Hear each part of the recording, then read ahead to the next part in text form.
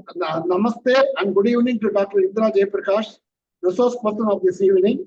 Mr. Shivam and his team from NIMHANS who are providing online and offline support for conducting the webinar. Dr. Professor P.T. Sukumar, Head of Geriatric Psychiatry Unit of NIMHANS, and Dr. Vijay Kumar Hebishata and his team of doctors who are responsible for these webinars, the enthusiastic and inquisitive readers and participants of this webinar from across the country. I take pleasure in welcoming you all for this meeting. I am happy to introduce to you Dr. Indira Jai Prakash, a distinguished, highly qualified and experienced clinical psychologist at Bangalore. Dr. Indira Jai Prakash has obtained her master's in psychology from University of Mysore as early as in the year 1972. She has completed her DM and SP to become a clinical psychologist in the year 1975 from All India Institute of Mental Health, which subsequently became NIMHANS. She had joined the freshly constituted Department of Psychology in Bangalore University in the year 1977 and simultaneously did PhD as external candidate at NIMHANS and obtained her doctorate.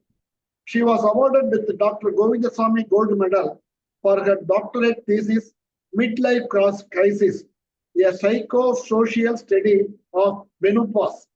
It is considered the first psychosocial investigation of menopause in India. She is well versed in Hindi, Sanskrit, and French. As a recipient of the UGC Career Award for Young Scientists, she did her postdoctoral study on effect of aging in Indian women. As Commonwealth Fellow, she had trained people at several international institutions. She was an expert advisor for the Aging and Health Division of World Health Organization, Geneva. She was a part of World Health Organization UN team involved in bringing out reports on aging across the world. She had prepared a monograph on aging in India for World Health Organization. She was an expert advisor for longitudinal studies on aging in India and other projects. She has written books in both Kannada and English on psychological and gender issues. She has more than 30 books and training manuals in her area of expertise and over 200 published research papers. Dr. Indira was instrumental in establishing solid training in clinical psychology study. She has served on several academic boards and committees and also worked as Director of Population Education Research Center of Bangalore University. At the request of Kuvempu University, she has designed the syllabus and course material for counseling courses. Dr. Indira was professor and chairperson of Postgraduate Department of Psychology in Bangalore University when she took voluntary retirement in the year 2007. She is now active as a research consultant and advisor of gerontological projects. She serves as advisory and expert boards on several organizations. Her major field of research has been in gerontology. She has obtained Lifetime Achievement Award for her work in gerontology and psychology from different institutions. It will be interesting for us to know that gerontology is the scientific study of aging, including the physical, mental, and social changes that people experience as they age. The study of physical changes include the scientific study of bodily changes that occur from middle age to later life to humans, while study of mental changes observe changes that occur into mind and thinking as people age. However, social changes study how society changes as the population becomes aged, including the interactions between aging population and their environment. The study of policy and program changes focuses on the societal implications of aging, including how to combat prejudices and discrimination against aging adults. I'm happy that we are going to hear from such an experienced practical academician on importance of social relations for seniors and how to use it for avoiding loneliness. I'm thankful to her for spending her valuable time and sharing her knowledge with us. Madam, as far as we are concerned, we are a set of mostly seniors interested in maintaining good physical and mental health for ourselves as well as for our near and dear.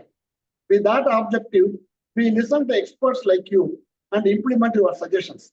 And based on our experience as responsible citizens, we create awareness to our peers on such matters.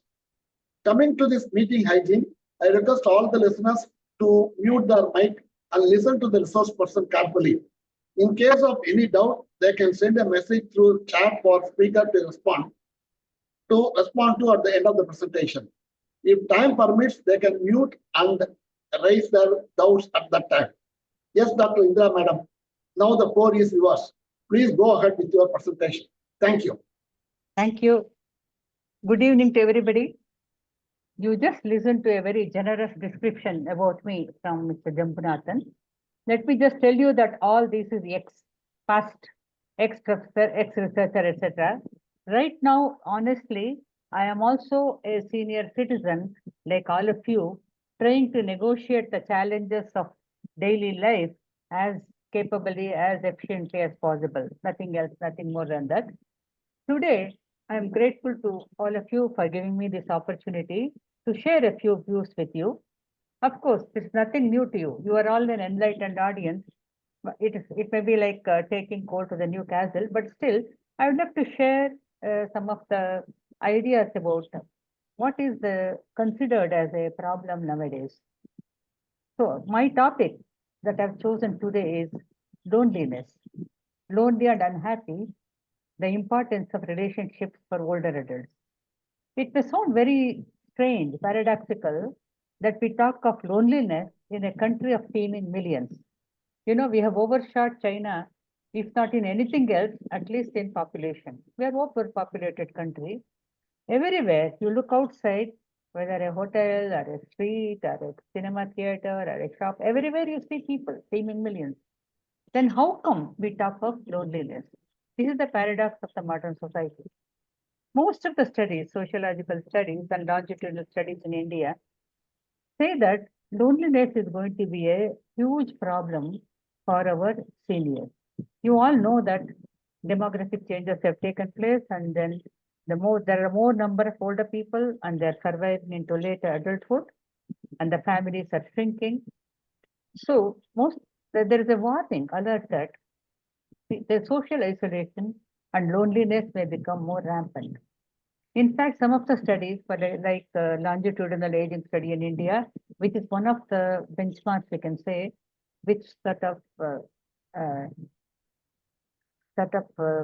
collects information for 25 years longitudinally all over India. It also shows that quite a few percentage of older people are living alone and are lonely. Why are we interested in loneliness and social isolation? First of all, see, loneliness and isolation are different.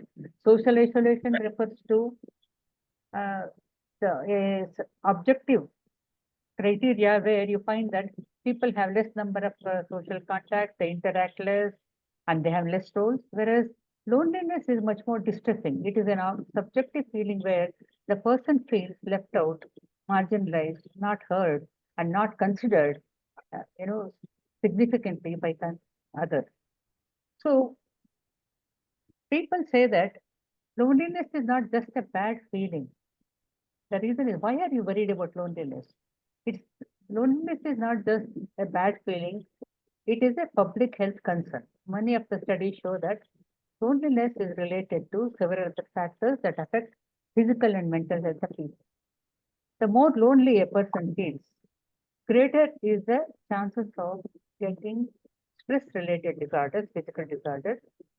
Loneliness and social isolation is also related to depression, which is quite a painful disorder.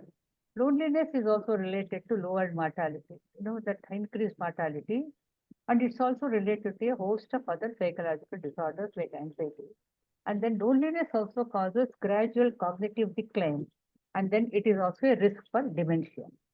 So you see, there are so many things related to loneliness and social isolation. So why are we?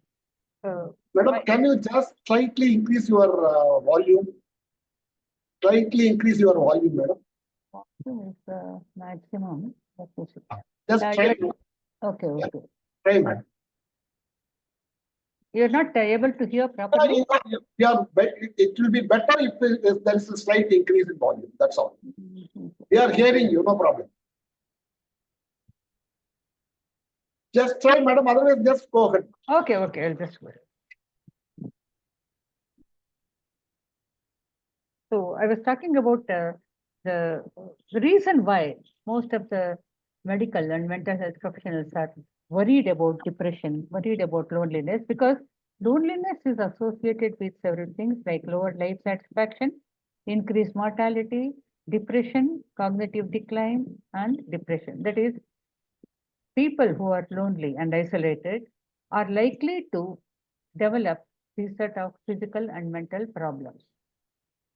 And usually in our society, what are the two factors that can lead to increased social participation and decrease loneliness? One is marital relationships and the other is family relationships. So let us take a quick look at how these two factors are changing in modern India and how it may impact the mental health and physical health of older adults. See, marital bond is considered to be a very significant factor in psychological well-being.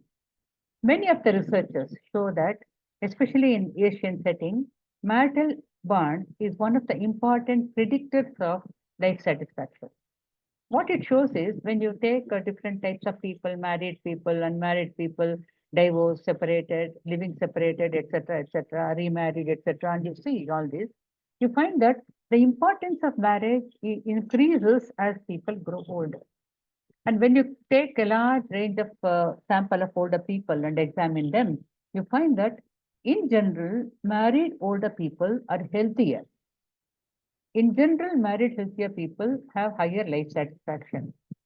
In general, married older adults have better social participation.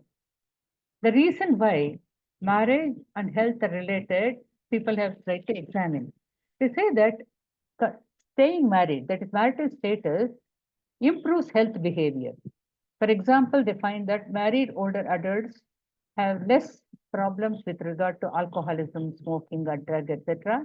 They have better healthcare habits like taking care of their health or getting checkups done, etc. And being married helps them get whenever they need immediately help with their health problems. It also lowers hospitalization costs and care is better. So it looks as if, barring toxic marriages, being married is good for older people. So even if you have a nagging spouse who does not share your interest and who is a pain in the neck, it appears as if being married is good for older people. So another reason why marriage is associated with the increased life satisfaction, especially in Asian countries, is you know that as people grow older, their social participation becomes reduced, either due to physical illnesses or shrinking of roles, or because of varieties of reasons, or you find that gradually older people become less socially active. And it is difficult to make new friends, develop new contacts, new social networks as they grow older. So what happens is having a spouse provides some sort of buffer against loneliness and social isolation. I'd just like to recall a recently widowed gentleman was saying that, see, my wife and I did not share any interests or any hobbies together. I used to travel alone. I used to meet my friends. I used to go to clubs. I used to play rummy, whatever. She never participated in it. But the fact that she's at home and when I go back, she's there was some sort of a comfort for me. It is the human presence of another person that mattered because as a person grows older, you find that children either move away or they have their own lives or they're busy with their own things. And then the what we call Gen Z or X or Y doesn't really gel with whatever we are, the old jungleites. So you find that having a partner who is closer to your age and who has spent lots of time with you makes a lot of difference to happiness and well-being in older years. The second factor that we depend on for social participation is family interactions.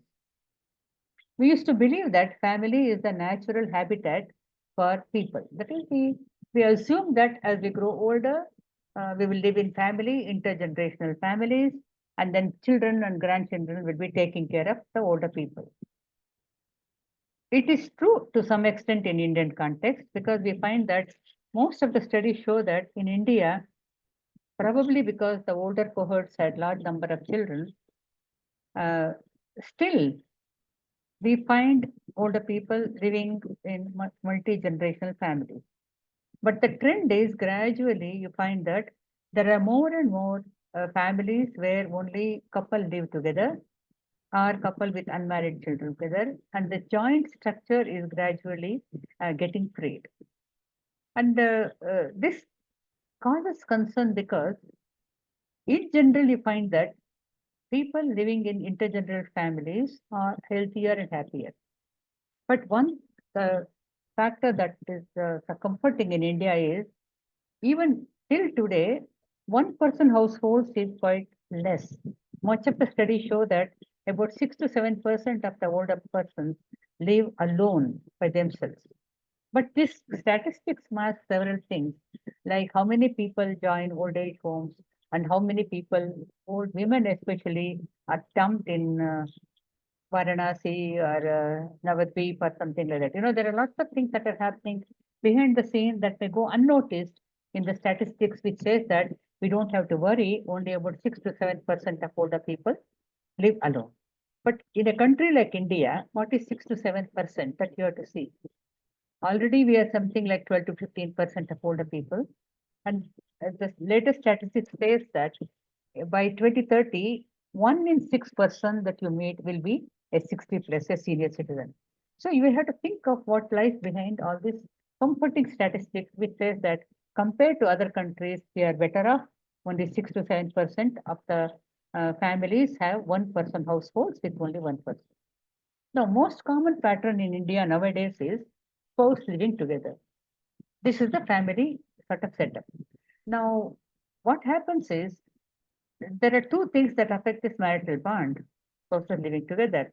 One is death of a person, partner, or serious illness in a partner. In both cases, what happens is the ability of the survivor person or the ability of the caregiver diminishes, once again leading to problems for older people. That is, you find that the quality of life diminishes because of this. Now, in India, we find that families, there are different types of families, and intergenerational families appear to be the most satisfactory in the sense when you take the life satisfaction, when you measure life satisfaction of older people, you find that in general, older people living in multi-generational households are better off. The reasons are once again obvious, because as people go older, their social participation comes down either because of physical problems or because of cognitive difficulties, because of social role loss, because you do not no longer work, you don't have to go out, or the city is so formidable that you cannot negotiate the streets and walk across to others, or other family problems. You find that gradually social participation of older people comes down. This is more so there is a gender and social gradient in it. It's more so when it is women and when they're physically, they have some multiple comorbidities or they're socioeconomically vulnerable. So as the social participation goes down, you find that isolation and loneliness increases. That is why staying in a family to some extent helps to overcome such problems. So another interesting thing is, another common sense thing is, when you live in a intergenerational family, the chances of getting care are better. When there is an immediate need for care, you're likely to get it when there are many people around you. So more number of people sometimes translate to better care. Of course, nowadays you see it need not always be so, but the chances are more. And the second important factor is there is safety in numbers. When there are more people around older people, the chances of being abused is less, because but research shows very conclusively that the chances of elder abuse, the risk of elder abuse is more when a person is socially isolated, when a person is living alone, or living with a person who is a potential abuser. So what happens is, I'm not saying that families may not abuse or families will abuse. There are families and people, different types of dynamics are there. But what happens is, when a person, older adult, lives with several other people, the chances of abuse comes down, which is a very good factor for physical and mental health. So the protective cover of families still continues, and then this is always advantageous for older people. Now, having said that, marriage and family are good for older people. Now, the problem is we can't order it on Amazon. We can't just click and say that I want family relationship or I want marital relationship, I want better living situation.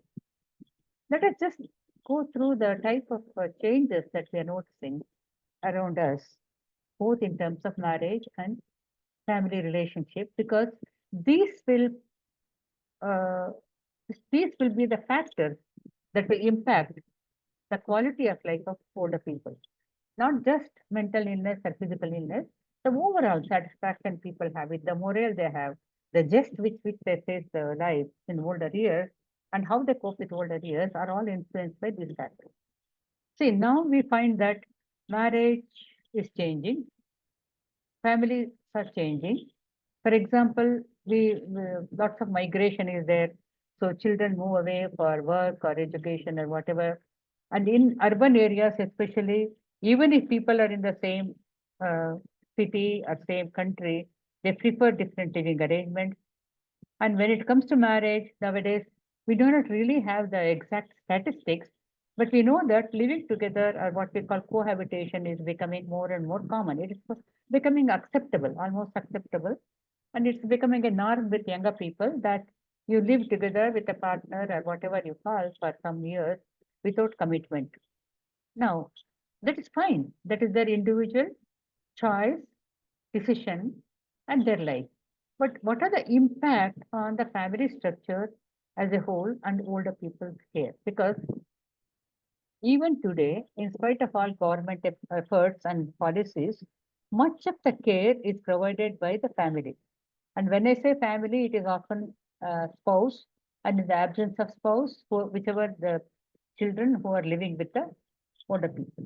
Now, what happens in this type of same-sex marriage or living relationships, or in case of divorce or step families, etc., which are becoming more and more common in India also? What happens to the care of older people? See, earlier, what I'm talking about is maybe 40, 50 years back, when a person married, it was assumed that you marry into the family, everybody is your responsibility. In-laws, husband, children, aunts, cousins, aunts, dog, everything, cow, whatever it is, the entire thing is sort of, it's with a package deal. Now, when there is a living together or cohabitation, is there any responsibility or moral obligation or even ethical sort of feeling that one should care for someone who is not legally, socially, or in any way connected to oneself? Because when husband and wife, I mean, the two partners themselves have no sort of link as such, why should they bother about, or is there any need, or is there any provision for them to look after elders who may be the parents of people? So this becomes a real problem with changes in marriage and family structure. Then there is another serious problem that most urbanites are facing. The number of children has drastically reduced. Of course, we do not see it because we are, as I said, we are a teeming million. But then it has considerably reduced. Fertility is reduced, which is good because the family, it's good for the health of the woman and health, the economic condition of the family. But with reduced number of children, the one problem is who will look after the older people. If there are only one or two children and they are living abroad or somewhere else, then what happens to the person who has to be taken care of? See, many of the older people, many of our friends talk very happily and very proudly when they say that my son is in Washington, my daughter is in Korea or wherever, whatever. But if they fall down in the bathroom, who is going to pick them up? That is the major problem with migration and with less number of children. Not that having more children will assure you, but this problem is there. So immediate care, immediate need is not provided to older people because of the shrinking of the family size. Now there is another problem. We are all living longer. Now many of the adults who are in their 50s or 50s, they have to look after two sets of older people who may be in their 80s. Because only one child, of course, in India, even till today, childlessness is not so common. So one child or one adult who himself or herself may be entering into old age, who may be in 60s, has to look after parents and in-laws, that is four people, four older people in the family. So this is the type of family change that is taking place. This is the type of demographic change that is taking place, changes in the family structure, which impact how best people will cope with aging and age-related problems. See, basically, this desire for companionship or social relationship is basic to human beings. It is as if our brain is wired to seek out social support and companionship. Maybe there is an evolutionary reason for it, because being in groups, being with others, increase the chances of survival for the primitive man and reduce the risk. So our brain is wired sort of to look for and expect social relationships and companionship. So if all these changes are taking place, uh, caregiving in the family is going to be at risk, because social scientists also report a very interesting phenomenon nowadays. They say that gradually, gradually, that the way people married, the way family got structured is changing, because earlier family values, caste, religion, kinship, all these cultural values played a role. But now interfaith, interreligious, all these are there. And what they call professional and educational homogamy. That is, people seek out mates who are educationally, professionally, who match their stand rather than go for family values. So with these values and with these changes, you will find that older adults will be, there is a chance that older people will be left more lonely and isolated in future if it is not already there in the present. Migration is another factor. With people moving outside the country and outside their state, you find that lots of older people are left behind. Of course, we have all sorts of um, arrangements made nowadays. Uh, so having stated the problem, having stated that loneliness and social isolation may increase in future, do we have alternatives to this? I said marriage is good. Being married or staying married is good for older people. So what do we do? In fact, you find that some of the NGOs had even ordered a marriage vela, trying to see, because we do not have, see, in our culture, we do not have this practice of dating, whereby, in the West, they date people, they go dine and dance, and they mix with others. So man, woman, heterosexual or whatever, homosexual, whatever type of companionship is sort of taken for granted. It is there, practice. We may have some marriage sites which match older adults. In fact, one NGO did a mela. I had some interesting feedback from that. One of the volunteers said that the problem with this mela is all the older men are looking for younger women. They want people who are at least 20 years younger to them. But one of the women participants made a comment that, see, I was a caregiver for my in-laws. I looked after my husband who was bedridden for 3 years. Now, if I marry an older man, I may have to act as a nurse, which I am not willing to do. So you find that it's not easy to remarry in old age, especially for women, because compared to men, women remarriage is much more difficult and not so common. Of course, nowadays I see several patterns as a social scientist. I myself have seen examples of a 70-year-old man marrying a woman quite younger. I mean, it was arranged sort of from the family, and several men having living partners in their quite senior people in their 80s, in fact, having living partners, but it's not very common. And also, there are lots of psychological dynamics of how these living partners, how long they will continue and what will happen. So it is difficult. Marriage is a difficult option. Now, coming to family pattern, I should say that lots of social scientists have been writing the obituary of family for decades. But Indian family has a way of reinventing itself. Now we have several variations of family. For example, people, relatives, brothers, sisters, or children living in the same apartment complex, or living close by, or living in the same family but having different households, upstairs one, downstairs one, or if they're abroad, they go for 3 months to one person's house and they come once a year. I mean, all these sorts of permutations and combinations are emerging because of the needs, because the family has to somehow keep in touch with others. One option is nowadays we find that technology is providing relief in a very great way. Of course, what is happening today between us, what I'm what I'm communicating with you, sharing with you is due to technology. And you find that now practically everybody has a smartphone and WhatsApp and then video calls and then all these chats are one way of being linked to others. Of course, people may say that this is not like having human companionship as such, but then this is an alternative. When you do not have, when people cannot live with you or they're not able to, then this is one option of being in touch with others. The idea here is just because people are at a distance, we don't have to feel lonely or get cut off from them. So this is one easier way of technology has provided us with a very powerful tool so that you can still be in touch with others. And of course, now technology, they say that hello, any problem?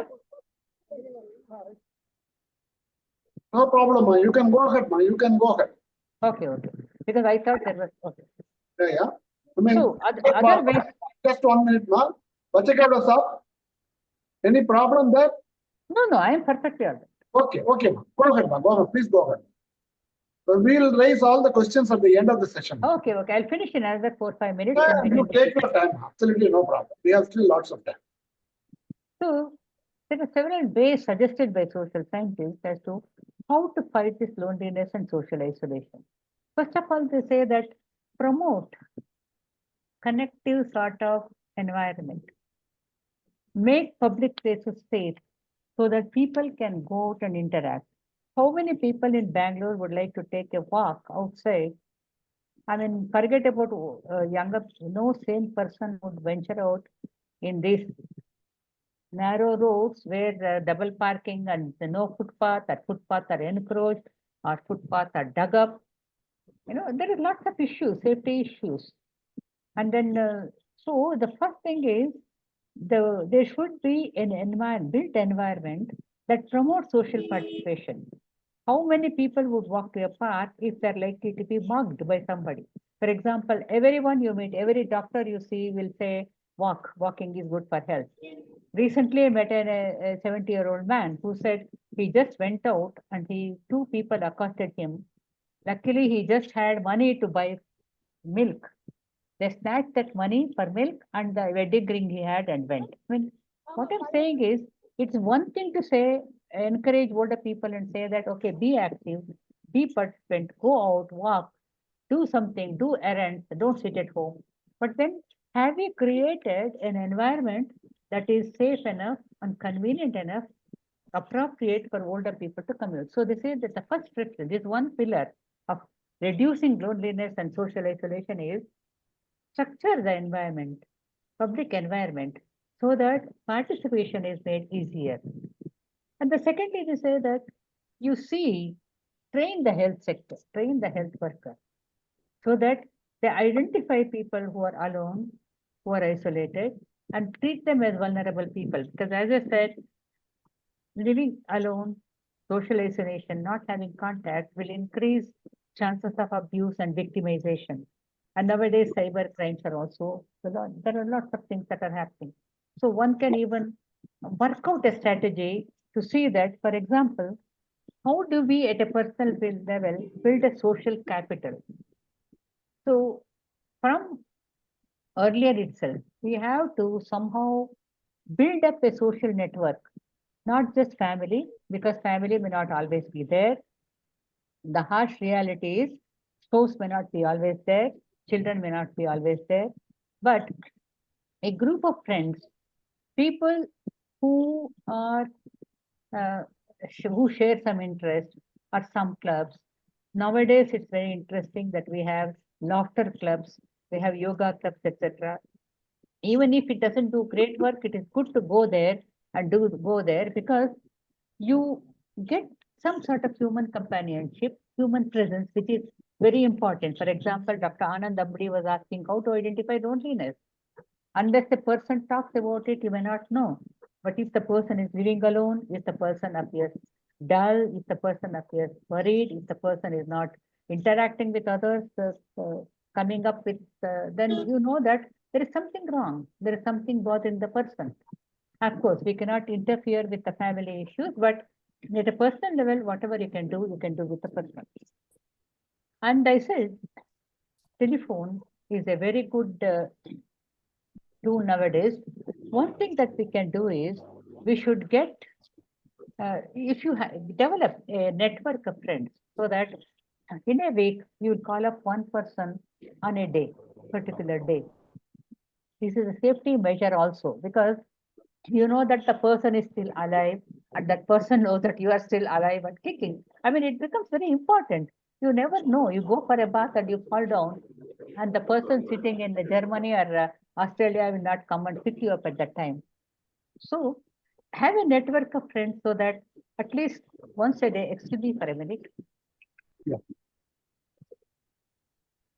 So, at least on a sort of rotation basis, you keep calling up or talking to, or even video chat, or even WhatsApp chat with a friend, an acquaintance, or a relative, or even an enemy for that matter, so that there is some sort of human contact throughout. Because sometimes loneliness becomes self-perpetuating. You don't feel like going out, then you get isolated. People gradually notice that you are not coming and they also forget. So it becomes a sort of snowballing where you get more and more isolated. So sometimes you have to push yourself, you have to motivate yourself to get out of the cocoon you are in and meet people. So the another suggestion that is made is, uh, which is very difficult, but which is basic, is to build a culture of connectedness. Build a culture of kindness, build a culture of respect, valuing other people. This is something that has to take place, that we have to start when our children are young and in schools itself. Because sometimes you have to remind people that aging is a certainty. Everybody is grow old, and even though they're young and restless and whatever, young and famous, etc., one day they're going to be old again. So if they can contribute to creating a society which is elder friendly, which respects and connects with elder people, then they will step into an age comfortably where they need not face the struggles that their elders faced.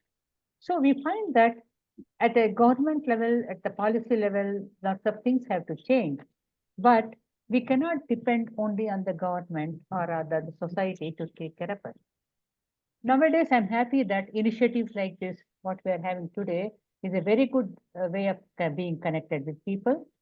And there are self-help groups, there are NGOs, residential associations, and senior citizens clubs. They can do a lot of work in this. For example, creating a volunteer role for older people, because so many of us, we are well trained, we have knowledge, experience. If we can take up volunteering and mentoring, of course, if the our body permits, then that's one way of keep being active. Then there are nowadays, one can Google and find out all sorts of activities, but one has to be careful because of cyber crimes, and older people are the likely target.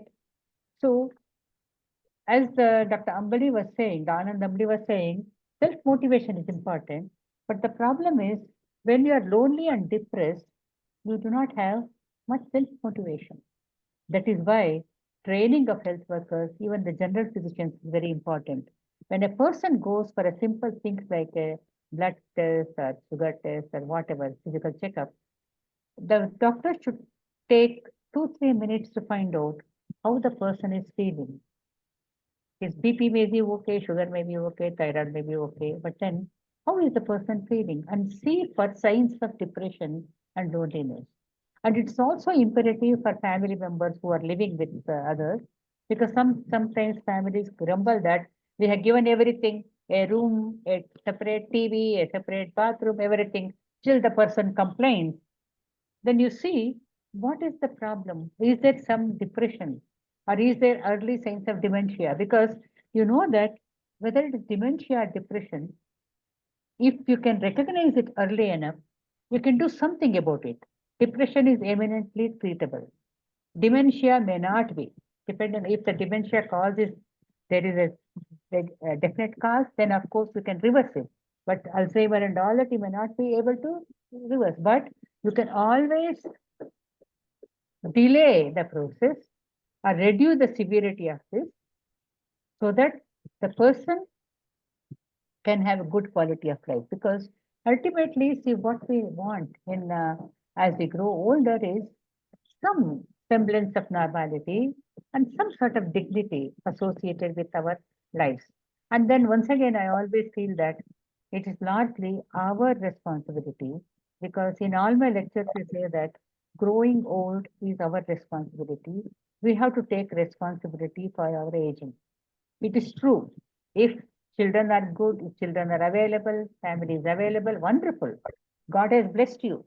But even you have to develop self-reliance so that even in the absence of that, you can still make life,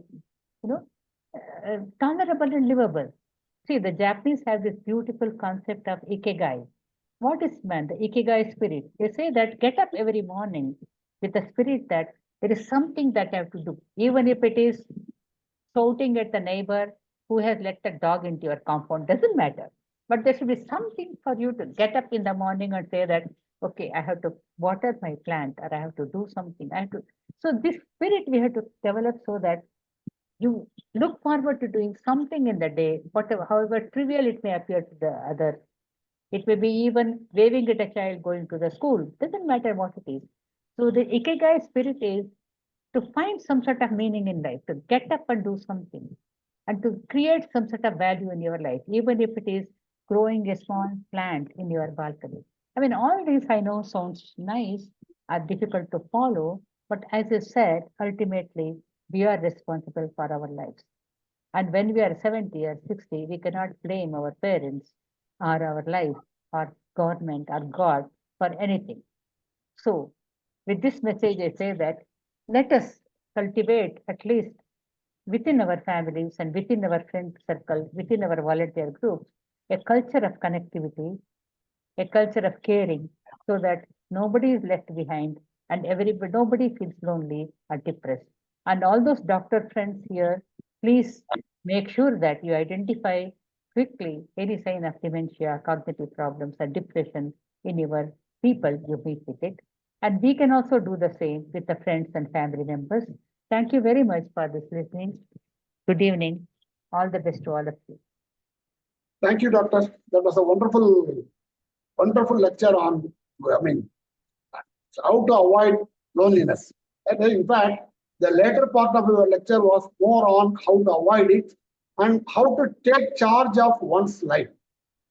See, because ultimately, I am responsible for my life. Therefore, I have to take charge of my life. But what is that the society can do? What is that the society can do? And how far the society can take care of somebody's life? In fact, I was associated with one international project some time back, wherein the international mobility, there is an organization known as International Mobility Organization. They are just studying how the environment is friendly with the old people. This was the major topic that they discussed. In fact, I went to various places. I've used various methods of, transport, etc., and recorded my experiences and given it to them. So they are trying to take it up with the government. And as you rightly pointed out, I am willing to go out and talk. But is the environment okay? I am not able to go out because once I step out of my mouth, either I will be hit by a scooter or I will be bitten by a dog. This is the kind of situation. Yes, in that situation, how one can live. And see some of the participants have raised some beautiful questions, Doctor. Can you just answer that question, Doctor? Sure. Please go ahead. See, the first question is, from Mr. Ramnath. Yeah. Ramnath, can you just raise it? He is muted. Yeah, I have asked him to unmute. Hello. Yeah. Madam, I am Ramnath, 78 years old, a close classmate of Jambunathan. Hello, I am having no interest in watching films or going to the friends. Of course, I am doing the morning, the evening, half an hour. But no other things I am not interested. After getting up to the bed, somehow I feel lonely. But the wife is doing some work in the kitchen and other activities. I am not interested in doing some activities. How to spend the avoid of the loneliness at this stage? Please tell me. I think Madam Ramnath is not alone in this, madam. I think I have come across many seniors like that who feel that I don't have interest in life. I'm not very much interested. How to motivate them? So you have to, the one time tested method that may sound a little unworldly is take interest in others. The minute you take interest in others, your life improves. See, for example, the wife or son or child, you say that you don't feel interest in your life. You don't have interest. But the day you start taking interest in somebody else, their welfare, their well-being, or even reducing their burden by 1 gram.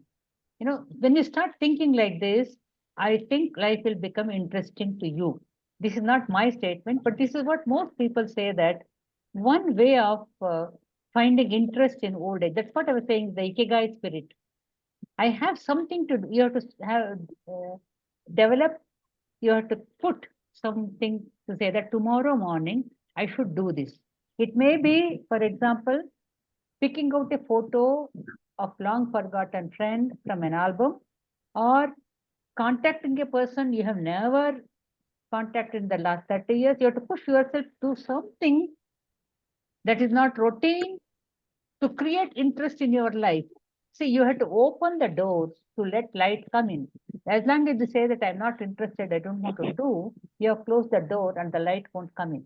And they say that taking interest, I'm not saying undue prying in that, but doing something, thinking that today I have to do something important, something interesting.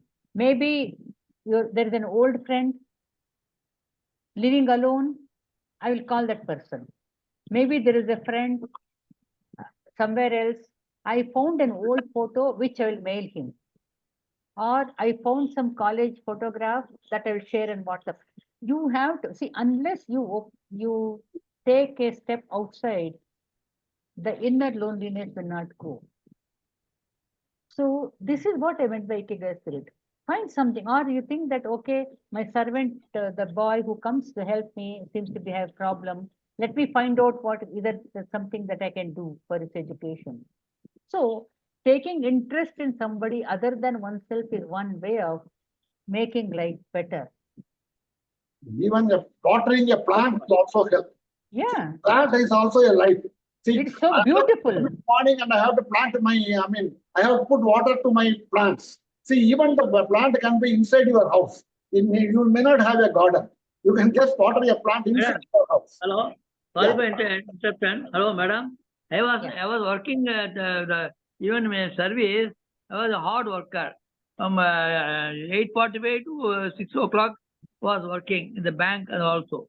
So after retirement, only after 4 years of retirement, I got stuck up with all these things, not interested in anything.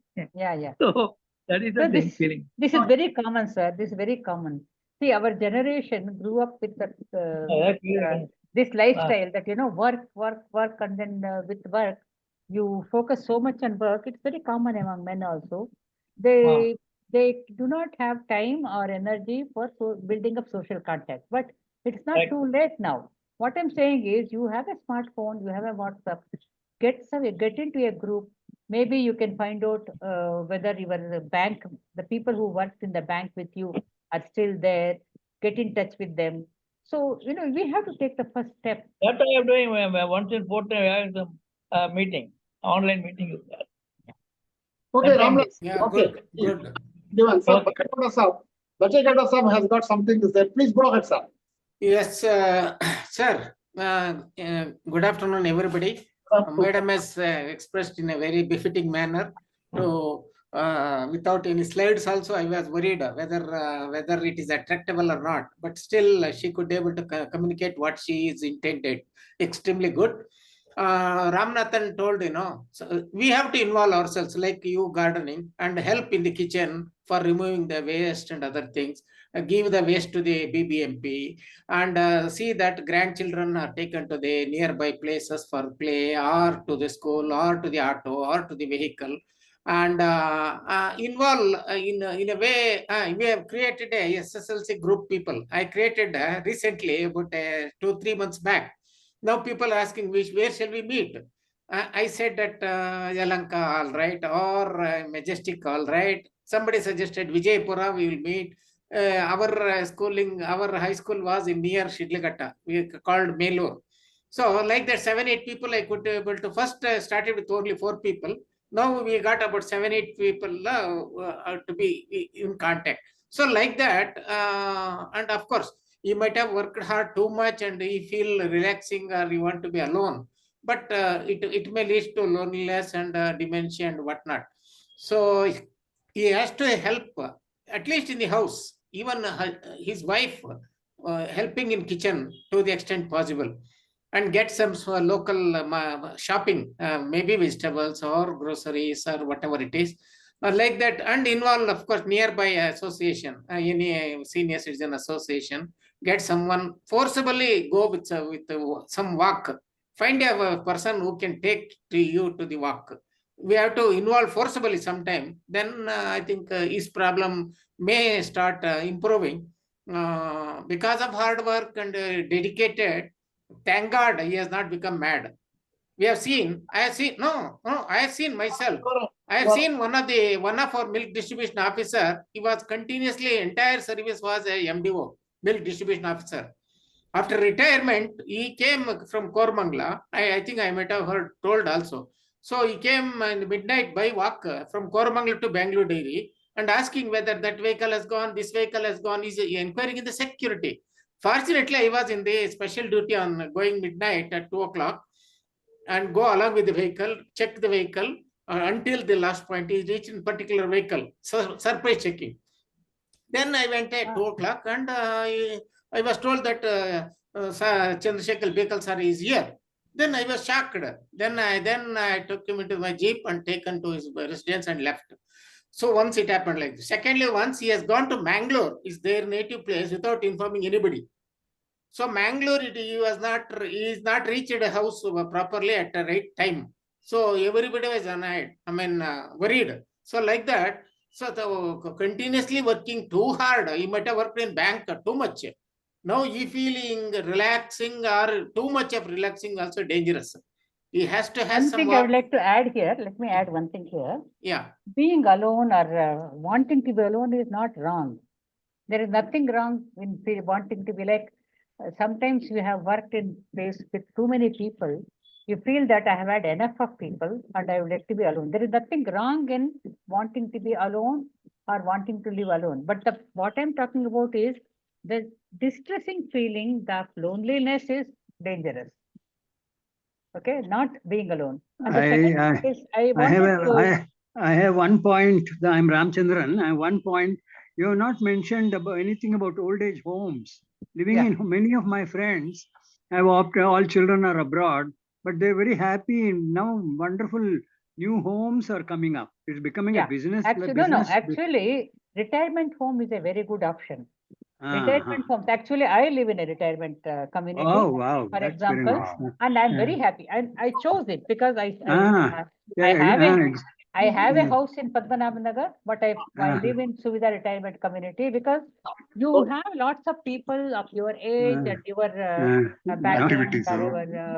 Not only that, the grandchildren of friends, the children of their, you become so close community. In Yeah. fact, one of my friends, a retired senior police officer, when I met him in one of the old age homes, he said, Ramchandran, I have only one complaint about my joining this old age home. I said, what is it? My only complaint is I didn't join it earlier. You know? No, old age homes are different. Never late than before. No, old age homes are different. Let me make it clear. Yeah. Old age homes are different. Retirement communities are different. What I So- mean is retirement community. Yeah. I Because old age mistook. home, what happens is, old age home people go because of either, nobody to look after or because they have a financial. No, I meant retirement home. Yeah, I'm it's sorry, I used. more of an institution, and we Yeah. don't want to encourage old age homes in India unless, Yeah. it should be the last resort. But retirement Yeah. homes are a different, Yeah. but the problem is they're not affordable for everybody. That's the problem. Yes, That- there is one now question. now new several economic groups are also there now. They cater Yeah. to the middle class, lower middle That's class. true, that's New true. new types of retirement homes It's are a coming. very good initiative because it keeps you active. I think somebody else wants to ask. Doctor, Yeah, can you listen me? Yeah. You are well said. Retire home is different from old age home. Particularly, destitute people are suffering for want of hygiene, toilet, bathroom, food, etc. They are being treated like anything.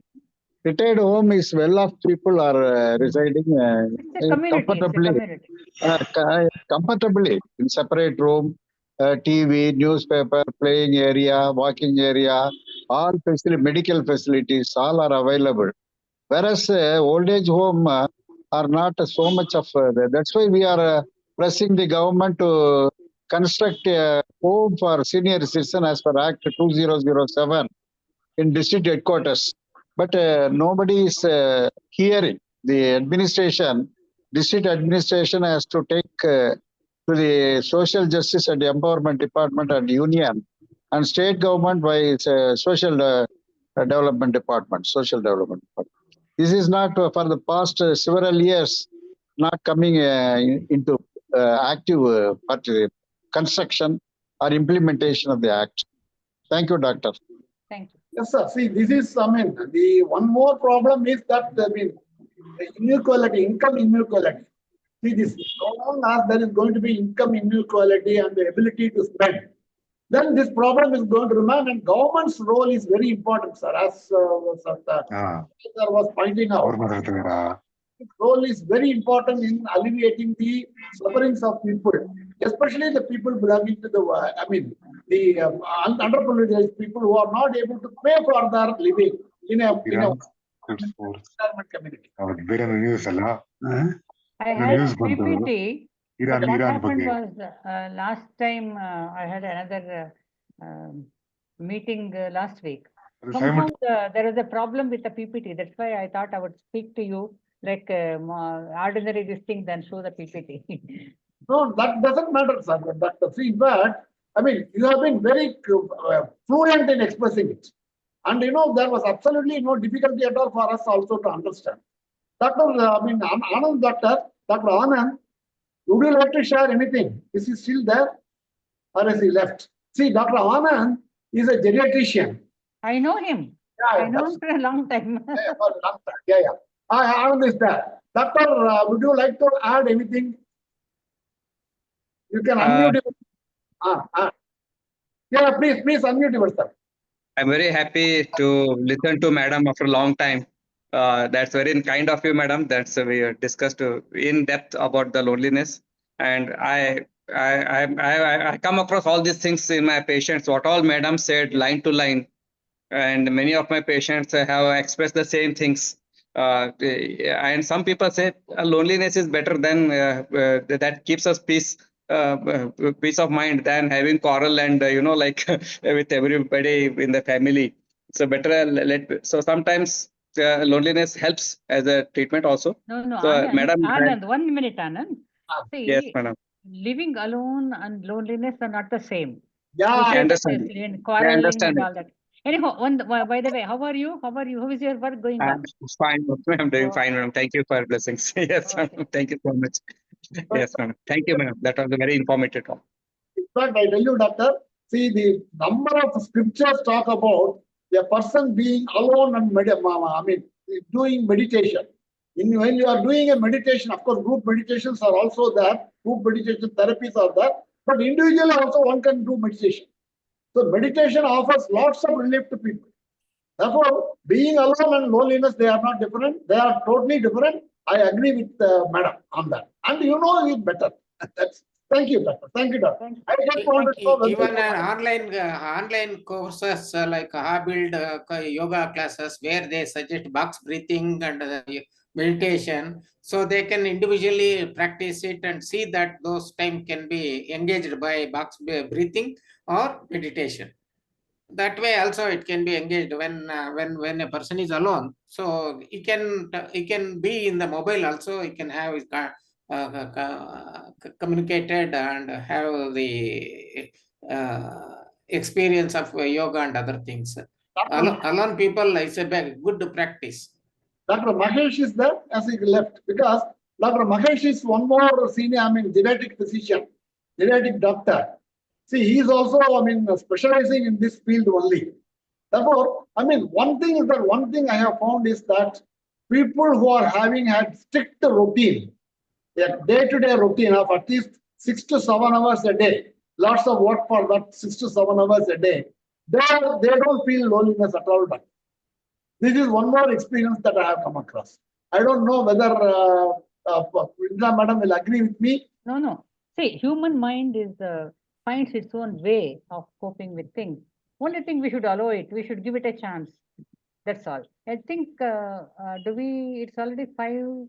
Yeah, it is already 5:15. Therefore, I think with this, I should really thank you for sparing My pleasure. My pleasure.